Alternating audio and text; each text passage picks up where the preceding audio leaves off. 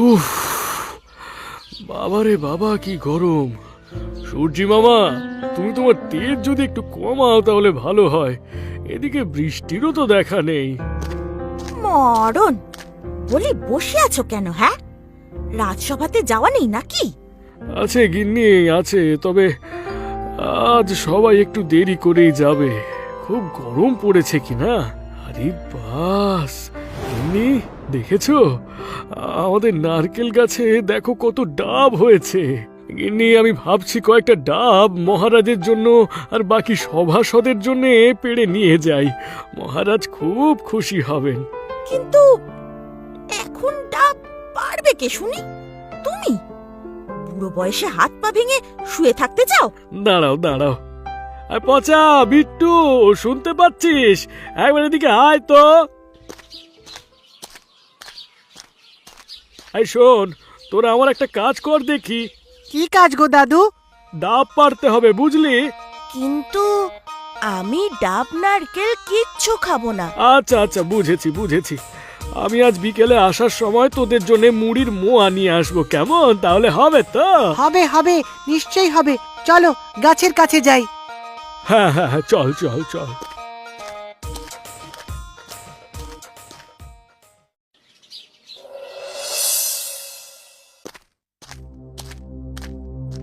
কি ব্যাপার রানী? দাসীর মুখে খবর পেলাম তোমার নাকি শরীর খারাপ। পেটে খুব যন্ত্রণা শুরু হয়েছে মহারাজ। সে কি? এমনটা তো হওয়ার কথা নয়। না না না না না, ফেলে রাখলে চলবে না। রাজবৈদ্যকে এখনই খবর দিতে হচ্ছে। এই, কে আছিস? মহারাজের জয় হোক। শোন, এখনই রাজবৈদ্যকে খবর দে। রাজবৈদ্যকে গিয়ে বল এখনই রানীমায়ের অন্দরমহলের শয়ন কক্ষে যেন চলে আসেন। রানীমায়ের শরীরটা বিশেষ ভালো নয়। আজ্ঞে মহারাজ।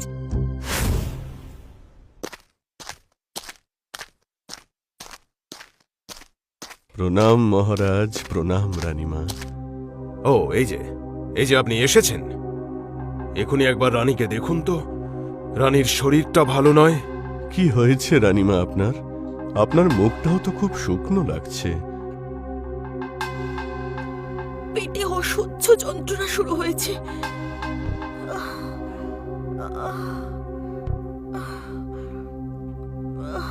নাড়ির গতিও খুব কম, দুর্বলতাও আছে।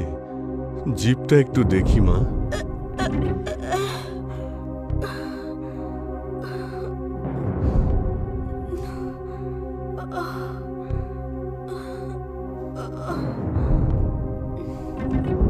কি বুঝছেন কবিরাজ? রানীমায়ের শরীরে দুর্বলতা আছে, তাই আমি একটা পাচন বানিয়ে পাঠিয়ে দিচ্ছি। দিনে 5 বার করে 3 দিন সেই পাচন রানীমাকে খেতে হবে। একই সাথে রানীমায়ের পেটও গরম হয়েছে। মনে হচ্ছে এইবার অতিরিক্ত গরম পড়ার জন্যেই রানীমায়ের এই পেট গরম হয়েছে। তাহলে পেট ঠান্ডা করার উপায় কি? ডাবের জল। ডাবের জল খেলেই পেট ঠান্ডা হবে আর রানীমা ধীরে ধীরে সুস্থ হয়ে উঠবেন।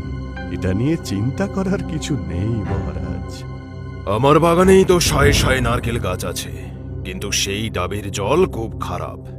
এর কারণ মালিও বলতে পারছে না। তাহলে তাহলে তো বাজার থেকে কিনে আনতে হবে।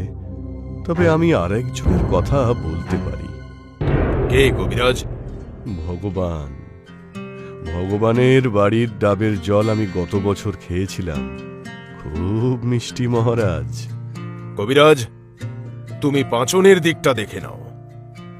আমি ভগবানের কাছ থেকে রানীর জন্য ডাব আনার ব্যবস্থা করছি। যথা আজ্ঞা মহারাজ।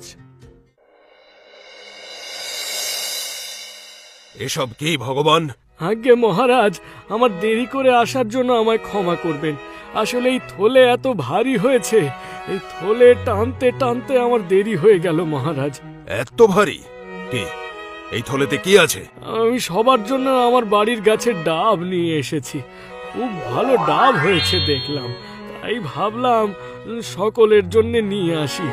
রাজসভা শেষ হলে রানীমাকেও দিয়ে আসবো মহারাজ। ধন্য তোমার নাম, তুমি সত্যিই ভগবান। মানুষের বিপদেই তো ভগবান দর্শন দেন। কি হয়েছে মহারাজ? শোনো ভগবান, রানীর খুব শরীর খারাপ। বৈদ্য রানীকে ডাবের জল খেতে বলেছে, আর তোমার বাড়ির ডাবের জল খুব মিষ্টি এবং উপকারী। তা খেলে রানী নিশ্চয়ই উপকার পাবেন। সে কি মহারাজ, তাহলে তো আর এক মুহূর্ত বিলম্ব করা উচিত হবে না। চলুন চলুন, এক্ষুনি রানীমায়ের কক্ষে চলুন। হ্যাঁ, তাই চলো। বলছি, তোমার ঘরে আরো ডাব আছে তো? হ্যাঁ মহারাজ, গাছে অনেক ডাব হয়েছে। বেশ বেশ বেশ। শোনো, আজকের মতো রাজসভা এখানেই শেষ। আবার ভগবানের মুশকিল আসান হয়ে গেল। যতই ভাবি ভগবানের পাতা কাটবো, ততই ভগবান ঘাড়ে চেপে বসে। শুধু ডাবের জল খাইয়ে মহারাজ আর রানীমায়ের এত প্রিয় আমি তোমাকে কিছুতেই হতে দেব না ভগবান।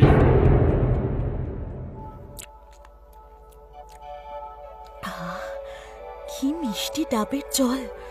তুমি আমার বড় উপকার করলে ভগবান। আমার শরীর এখন আগের তুলনায় অনেকটাই সুস্থ লাগছে। আমার বাড়ির গাছের ডাবের জল খেয়ে রানীমা সুস্থ হবেন, এ তো আমার পরম সৌভাগ্য। কিন্তু ভগবান, তোমাকে রানীর জন্য রোজ 2টো করে ডাব আনতে হবে। কে পারবে তো? বলেন কি মহারাজ, এই সামান্য কাজটুকু করতে পারবো না? নিশ্চয়ই, আমি ডাব নিয়ে আসবো মহারাজ, আমি ডাব নিয়ে আসবো।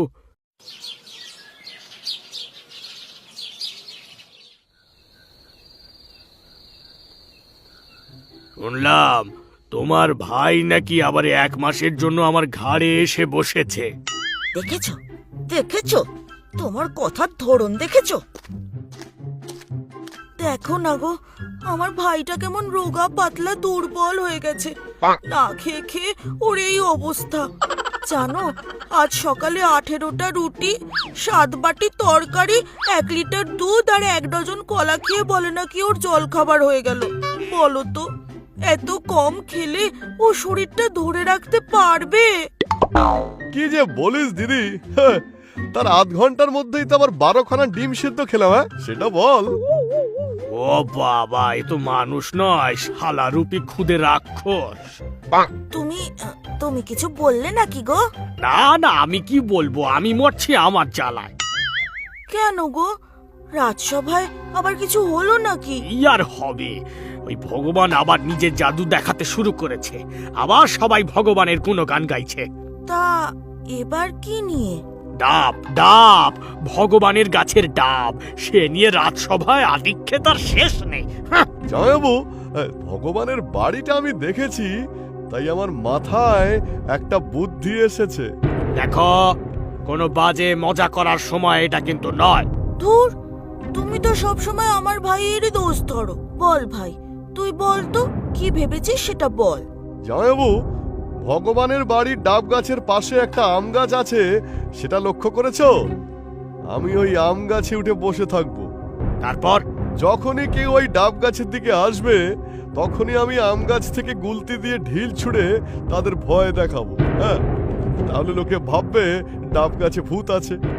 কারণ আমার হাতের নিশানায় একটাও ডাব কিন্তু বাদ যাবে না। বাবা বাবা বাবা বাবা বাবা, এটা খুব মজার উপায় বলেছিস ভাই। তারপর সবাই ভাববে ওই গাছে ভূত আছে। বাবা বাবা বাবা বাবা বাবা বাবা বাবা, বাহ বাহ, তোর শয়তানি মাথাটা বেশ ভালোই চলে দেখছি। বাহ, তুই তাহলে কাল থেকেই কাজে লেগে পড়, কিন্তু খুব সাবধান। হ্যাঁ, ভগবান বা ভগবানের নাতি নাতনিরা এলে একদম ঢিল ছুঁড়বি না। ঠিক আছে ঠিক আছে, সেই দিকটায় আমি খেয়াল রাখবো।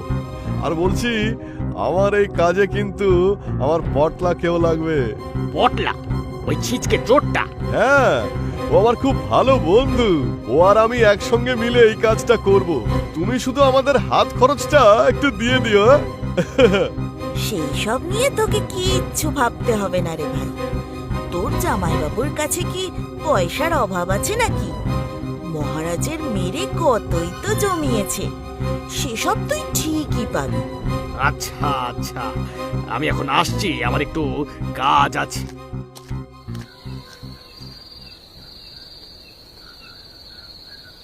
ভগবানের গাছের ডাব নিয়ে রাজসভায় যা চলছে, সেটা আমার একদমই পছন্দ নয়। সেটা আমি বন্ধ করতে চাই। তা তো ভালো কথা, তা করুন না। তার জন্যে আমার কাছে এসেছেন কেন? আমি কি মহারাজ নাকি? তোমায় আমাকে কিছু সাহায্য করতে হবে। কি সাহায্য? তোমায় বলতে হবে তুমি কাল রাতে যখন ফিরছিলে তখন ভগবানের ডাব গাছের নিচে তোমায় ভূতে আক্রমণ করেছিল। তুমি কোনো মতে প্রাণ হাতে বেঁচে ফিরেছো। তারপর তুমি তোমার তন্ত্র মন্ত্র করে দেখেছো সত্যিই সেই গাছে ভূত আছে। ব্রাহ্মণ মানুষ হয়ে আমি এত বড় মিথ্যে বলবো? আপনি ভাবলেন কি করে মন্ত্রী মশাই? যেমন করে মহারাজের থেকে বনদেবীর পুজো করবে বলে 100 স্বর্ণ মুদ্রা আর 3 দিনের ছুটি হাতিয়ে সেই 3 দিন বাড়িতে নাকে সর্ষের তেল দিয়ে ঘুমিয়েছ আর সকাল সন্ধে গান্ডে পিণ্ডে গিলেছ, কিন্তু সেই স্বর্ণ মুদ্রা থেকে একটা বেলপাতা কিনেও তুমি পুজোর কাজে ব্যবহার করনি। এটা যদি মহারাজের কানে যায় তাহলে ভালো হবে তো? মন্ত্রী মশাই চটে যাচ্ছেন কেন?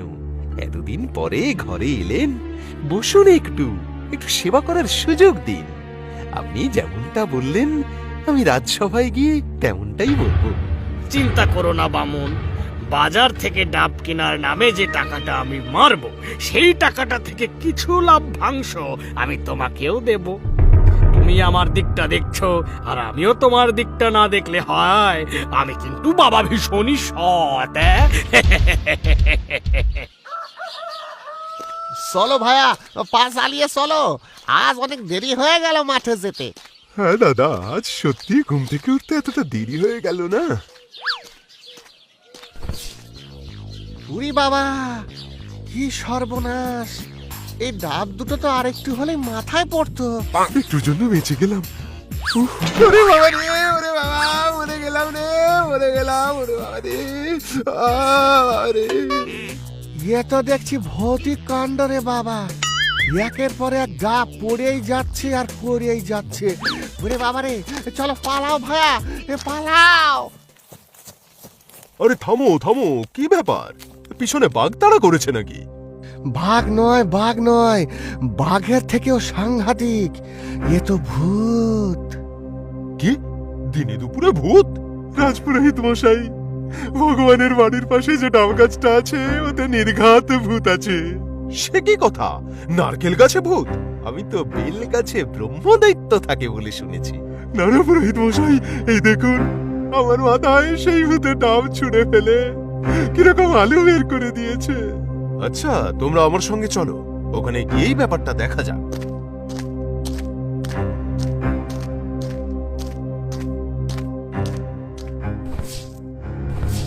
ওরে বাবারে, রাজপুরোহিত মশাই, আপনি নিজের চোখে দেখলেন তো কিরকম ভৌতিক কাণ্ড? আমি যা দেখার দেখলাম, যা বোঝার বুঝলাম। এবার যা বলার সেটা রাজসভাতে গিয়েই ঠিক বলবো। কিন্তু এটা কি করে সম্ভব মহারাজ? আমি তো রোজ আমার নাতিদের দিয়ে ডাব পাড়াচ্ছি, কোথাও তো কোনো সমস্যা হয়নি, তাদের তো কখনো ভূতের মুখে পড়তে হয়নি। না না ভগবান, তুমি ভুল বুঝছো। তোমায় কিন্তু কেউ বলছে না যে তুমি গাছে ভূত পোষো। সবাই বলছে ওই গাছে ভূত আছে, আর সেটা প্রমাণিত। কি বলো রাজপুরোহিত? হে মহারাজ, ওই গাছে যে ভূত আছে তার প্রমাণ আমি নিজে পেয়েছি। আমার তন্ত্রমন্ত্র সাধনার বলে সেই গাছের নিচ দিয়ে যাওয়ার সময় আমি আমার শরীরে প্রবল তড়িৎ প্রবাহ অনুভব করেছি। এছাড়াও আরো 2 জন চাষিও আছে যারা সাক্ষী। তুমি কি ভূতটা নিজের চোখে দেখেছো? আহ ভগবান, এইভাবে রাজপুরোহিতকে চেপে ধরে তুমি সত্যিটা বদলাতে পারবে না। মহারাজ, আমার মনে হয় ওই গাছে সত্যি ভূত আছে, তাই ওই গাছ কেটে ফেলা উচিত। কিন্তু মন্ত্রী, ওই গাছের ডাবের জল খুব মিষ্টি, রানী খুব উপকার পেয়েছে। আপনি তা নিয়ে চিন্তা করবেন না মহারাজ, আমি বাজারের সেরা মিষ্টি ডাব রানীমার জন্য নিয়ে আসবো। মহারাজ, আপনি বিশ্বাস করুন, আমার গাছে কোনো ভূত নেই। মহারাজ, আজকেই তাহলে একজন কাঠুরিয়া নিয়ে ভগবানের বাড়ির দিকে যাই। না না না না না না না, আজকে গাছ কাটতে হবে না, আর একদিন দেখা যাক, তারপরে না হয় গাছ কাটা হবে। ধন্যবাদ মহারাজ, আমিও জানতে চাই আমার গাছে সত্যি ভূত আছে কি নেই। ভগবান দাদু, ও ভগবান দাদু, এই মোয়াগুলো কিন্তু সত্যি হেব্বি খেতে। হ্যাঁ গো দাদু, খুব খুব ভালো খেতে। কিন্তু দাদু, তুমি খাচ্ছ না কেন? একটা বড় বিপদ হয়ে গেছে রে। লোকে বলছে এই নারকেল গাছে নাকি ভূত আছে। হ্যাঁ গো দাদু, আজ সকালে আমার পাশের বাড়ির কাকিমা ও কাকু যখন হেঁটে হেঁটে এখান দিয়ে যাচ্ছিল না, তখন তাদের পায়ের কাছে দুটো বড় বড় ডাব পড়ে। কোনো মতে তাদের প্রাণ তখন বেঁচে যায়, কিন্তু আবার ফেরার সময়ও একই ঘটনা ঘটে। ওরা তো খুব ভয় পেয়ে গেছিল। কিন্তু ভয়টা কিসের? এটা কি আদৌ কোনো ভূতের কাজ, নাকি কোনো মানুষই ভূত সেজে লোককে ভয়টা দেখাচ্ছে? যদি ভূতই থাকে তাহলে আমি যখন বেরোলাম বা ঢুকলাম, কই আমার পায়ের কাছে তো একটা ডাবও পড়লো না। ভূতে আমায় ছাড় দিল কেন? হ্যাঁ গো দাদু, আমাদের সাথেও সারাদিনে এইরকম কোনো ঘটনা ঘটেনি। শোনো, আমরা বরং সবাই একটু গাছের দিকে লক্ষ্য রাখি, কিন্তু দূর থেকে। তোরা সবাই একটু চোখ কান নাক সব খোলা রাখিস দেখি। ওরে কাশিম, ওরে কাশিম, দেখ দেখ, সত্যি এই গাছে ভূত আছে। হ্যাঁ গো মিয়া, তুমি সত্যি কথাই কইছ। চলো চলো, এখনই গিয়ে মহারাজের কানে খবরটা দি। তোরা ঠিক দেখেছিস? হ্যাঁ গো, আমরা তো সবাই দেখলাম আম গাছ থেকে পাথর এসে ডাবে লাগছে আর টুপটাপ করে ডাব খসে পড়ছে। তার মানে নারকেল গাছে ভূত নেই, ভূত আছে আম গাছে। এবার আম গাছের ভূত তাড়ানোর ব্যবস্থা করতে হবে। শোন, তোরা যত ডাবের খোলা, নুড়ি, পাথর যত যা পারবি এক জায়গায় কর, আমি এখনই আসছি। ও বাবা, আজকে হলেই শান্তি। আজকে নারকেল গাছটা কাটা হয়ে যাবে বুঝলি, আর আমি এই আম গাছ থেকে নেমেই জামাইবাবুর কাছ থেকে কারি কারি টাকা নেব। সেখান থেকে আমার টাকাটা দিতে আবার ভুলে যেও না। আরে না না, সে কি হয় নাকি রে? ওরে বাবা রে, এ পটলা, এ কি হচ্ছে রে? এত পাথর কোথা থেকে আসছে? ওরে বাপরে, আমি তো কিছুই বুঝতে পারছি না। ওরে বাবা রে, আরে এবার তো পড়ে যাবো রে। গেলাম রে। ওরে বাবা রে, বাঁচো! ওরে বাঁচো, কে আছো? বাঁচো! ওরে বাবা গো, ওরে মা গো, বাঁচা গো, মরে গেলাম গো। এবার গাছ থেকে পড়ে যাবো গো। আরে আরে, পড়ে গেলে হাত পা সব ভেঙে যাবে গো।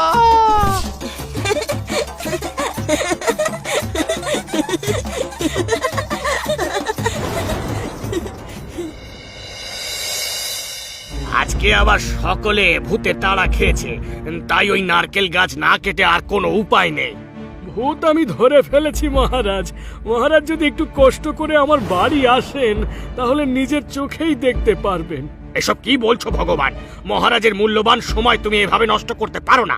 শুধু মহারাজ কেন, আপনি চলুন মন্ত্রী মশাই, আর বাকি সভাসদদেরও অনুরোধ করব আমার বাড়ির ভূত দেখতে যাওয়ার জন্য। রানীমাকে আগেই খবর দিয়েছি, রানীমা এতক্ষণে বোধহয় পৌঁছেও গেছেন।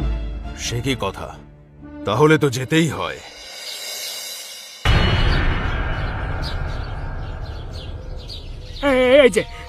এই দেখুন মহারাজ, নারকেল গাছের চোর আপনার সামনে। এ কি?